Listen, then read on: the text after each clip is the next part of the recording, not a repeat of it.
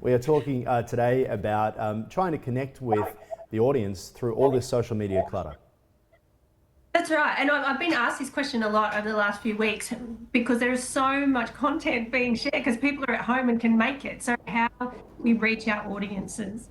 And so one of the biggest things we talk about it often is really knowing who your audience is and finding the segments within your customer base, because not everyone buys your product for the same reasons. They're all at some at different stages of their lives. And it's really working out who are those groups and then creating communication to actually speak to each group. Because if you try and speak to everyone, you're not going to speak to anyone.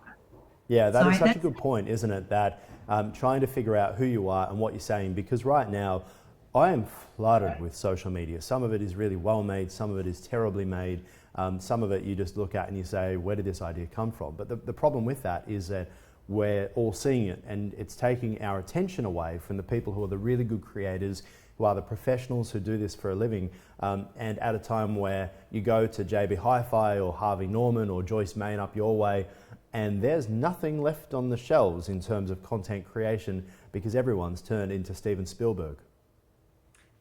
That's correct, or they're trying to be. But I think one of the biggest fears I hear from business owners is that, but if I'm not speaking to everybody, then I'm going to miss opportunities to sell to everybody. But it doesn't really work like that. It's like you need to really hone and craft your communication to meet the needs of certain audiences.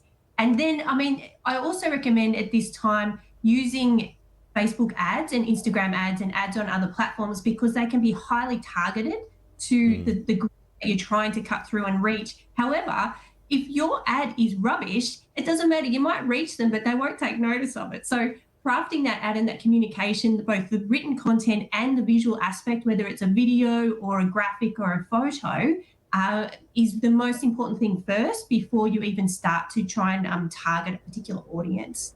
And that's a really good point about photos, isn't it? It makes such a massive difference in terms of getting people's attention. People always look, you think of newspapers and magazines and things, it's the photographs that you see first, not the message. The photos are what captures your attention, and then you go from there as well. And an interesting point about how people are kind of trying to be Steven Spielberg, but end up making the Blair Witch Project, which, you know, was a big hit. You don't have to be... That was very successful. Well, but that's my point. You don't have to make it perfect, but it has to be true to your message, right? Absolutely. And I mean, one of the greatest pieces of advice around, say, things like videos and things like that on social media is, and it's from Dennis Yu, and he says, you know, that first 3 seconds is crucial in hooking your audience. Do not waste that 3 seconds by showing a logo or introducing yourself. You know, you can put your name on the screen if you really have to, but, you know, no one really cares who you are. You have so to the best thing is kind of like asking a question, right? So at the start in your first 3 seconds, how are you doing today? Or have you got this problem? That sort of thing to grab people's attention. Because as you say, you're flicking through your Instagram feed and your stories or your IGTV, and there are just so many things coming up that it's so easy for us to go, to turn into our primal instincts, right? I find a lot of people are like, is this person good looking enough for me to spend any time? Or is this challenging enough? Or is this a big enough question that's being faced? So when we talk about that question that you might put at the first 3 seconds, give us some tips on what the best way to go about that might be. Well, I guess it's like it's articulating the problem that you're trying to build a connection and show that you understand. There's that, but there's also thinking about what are the barriers preventing people from buying your product. And even addressing one of those is a great way, because then you can show how it's actually not a barrier. Listen more and we can show you how this can work.